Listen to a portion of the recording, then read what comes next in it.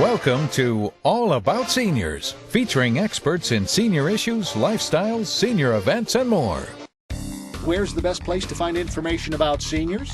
All About Seniors magazine, the Upstate's leading resource and referral directory for seniors, featuring over 60 categories of services and contact information. You'll also find articles by experts on senior issues, latest information on medical treatment, financial planning, lifestyle opportunities, and more. Get your free All About Seniors magazine at all senior action centers and most medical facilities throughout the Upstate.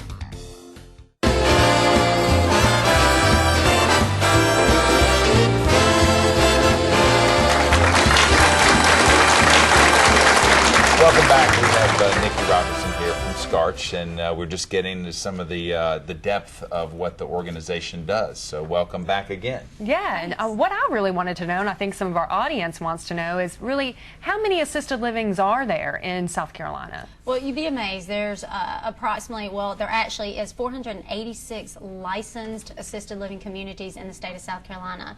And so with that being said, they serve over 16,000 assisted living seniors in South Carolina. And that encompasses everything from the larger 400... Actually, not that large. Not that large. Nursing homes actually go much larger in the facilities than assisted living, believe it or not.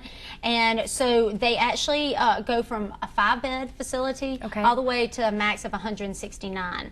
And I would say the last time I checked, it was approximately 60% of the facilities are about 20 beds or less. Wow. So it's kind of surprising that we have a lot of smaller type, what they would say boarding home type facilities, and then you have fewer larger facilities. More of a home-like setting, possibly. They do. It does provide that type atmosphere. I think what happened is it started with the boarding homes, also kind of the history, and then developed into something much larger, and then grew from there.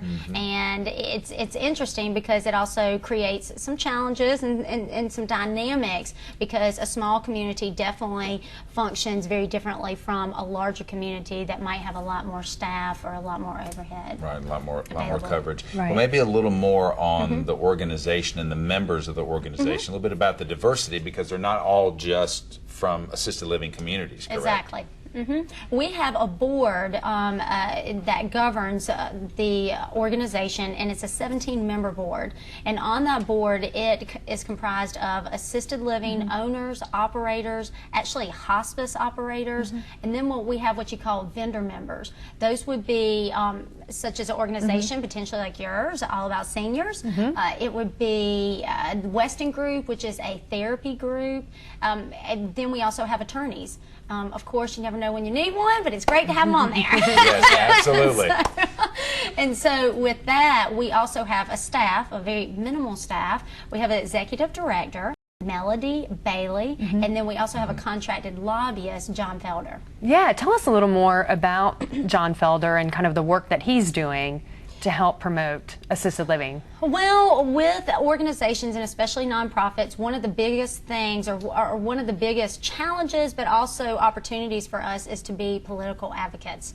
And doing that is so much harder than, you know, you say, well, easier said than done, I guess is what I'm trying to say, is because you have to constantly be at the State House, constantly talk to legislators and educate them on the needs of this industry. And then you're also competing with how many other lobbyists there are. And again, one of the other big things with lobbying and with John is funding. And that is having potential dollars to help support legislators who will help support legislation for the industry.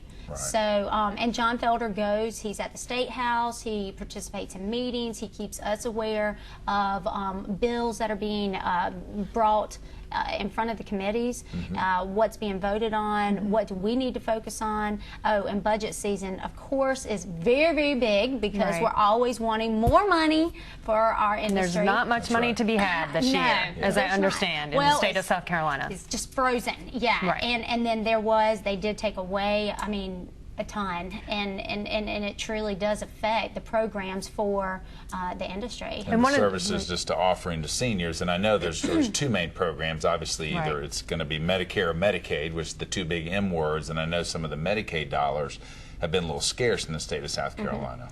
Well, and this is, Guy, you're hitting on a really, really I know. sensitive That topic. could be a whole show by itself. It could. It's a sensitive topic, but there are Medicaid programs out there, and those are actually serviced through the Department of Health and Human Services, and one is called optional state supplementation.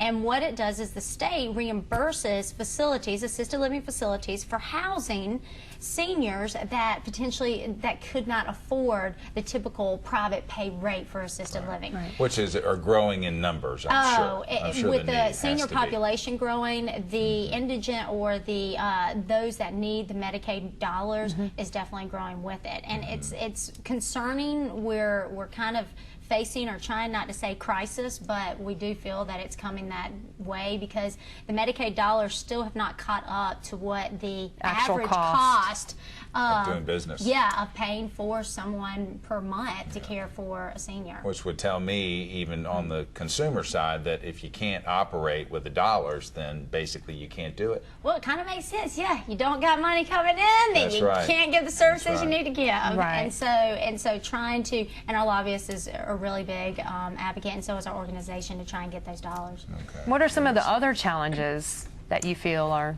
I think you can look at it 2 different ways. Being an administrator, I can look at it from inside the facility and inside the organization, and knowing that we have different challenges than looking at the whole industry. Inside the organization, you look at recruitment and tenure of staff. Having good people and keeping finding good people, having good people, and being able to pay them a decent, wage.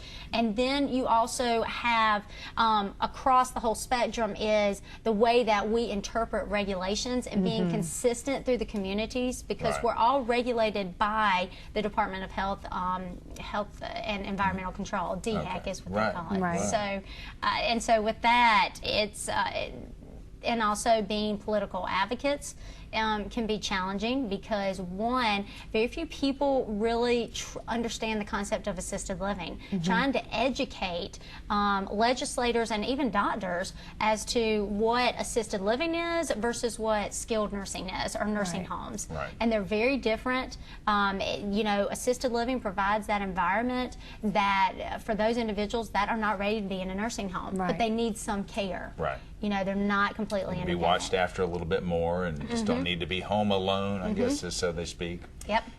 Which is wonderful. I always have the big question from the consumer side. So, being a professional from the industry and you seeing really both sides, what are some things that I should consider if I was wanting to move my father into an assisted living community?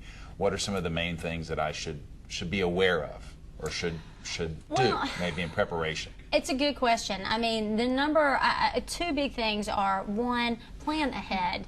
I mean, if you can do anything, please. It sounds so easy, and it's not. It is. People just don't do it, and so plan ahead. And the second thing is shop around.